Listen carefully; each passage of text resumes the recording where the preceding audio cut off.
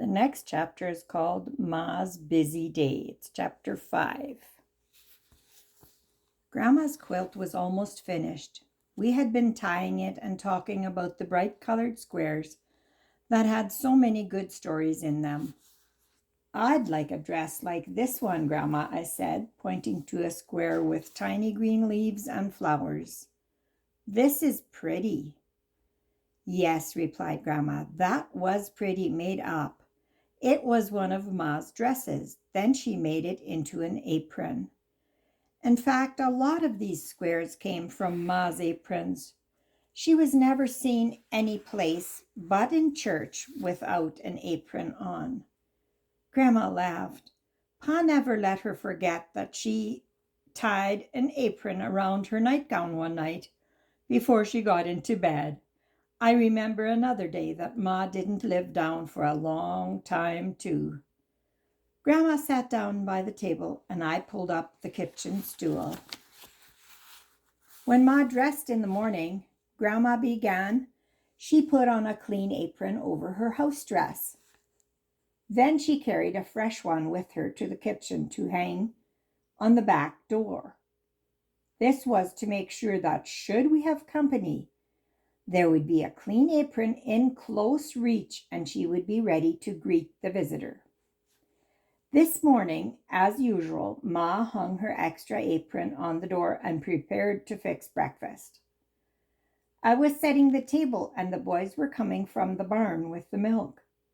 Ma hurried to open the door and let them in.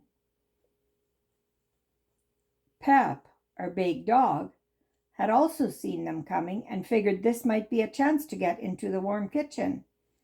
He lunged for the door just as Roy was going through.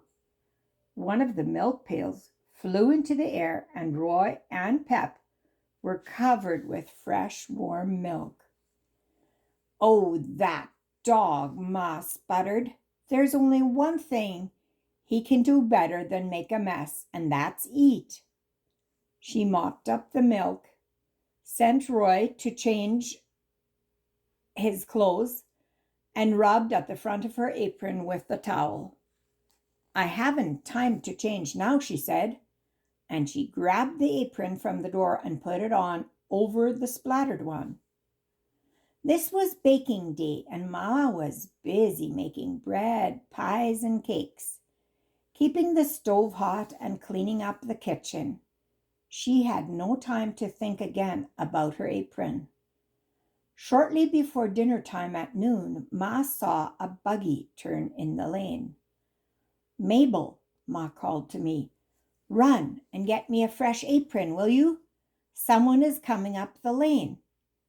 I brought the apron, and Ma quickly put it on and tied it just as the visitor approached the house. It was a neighbor to ask Ma if she could come that afternoon to see his wife, who was not feeling too well. Of course Ma could, but wouldn't he stay and have dinner with us first? After dinner, when Pa and the boys returned to the field, Ma and I packed a basket to take to the neighbor. As we were about to set out, Ma looked down at her apron. "Mabel," she said, "I believe I'd better have a fresh apron before we leave." I got another apron, and Ma tied it on as we walked to the buggy. It was getting on toward supper time when we returned. Ma planned what we would fix, and we hurried about the kitchen before getting supper on the table before Pa and the boys should come in.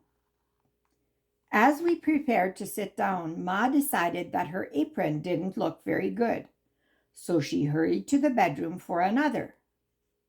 Pa came in and sat down at the table. He watched Ma as she finished taking up the food and supervising the boys' washing. "Marianne," Pa said, "have you been putting on weight?" "Why, no," Ma replied. "I don't think so. My clothes feel the same. Why?"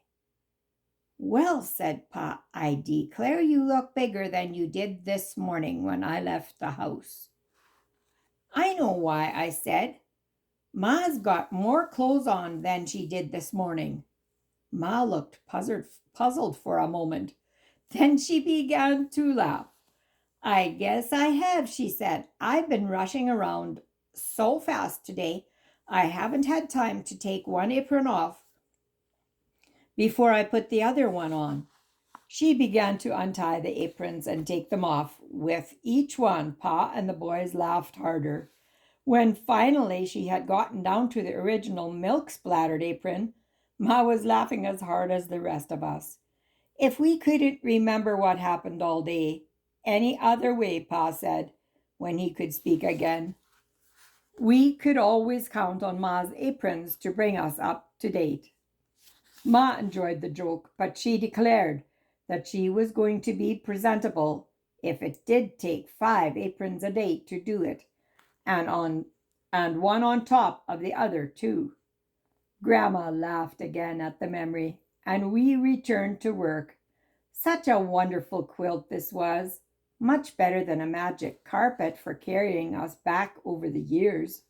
Why, we had hardly begun to explore all the stories those squares held. Already I had my eye on several more that I knew would stir Grandma's memory and provide us with another trip into the past.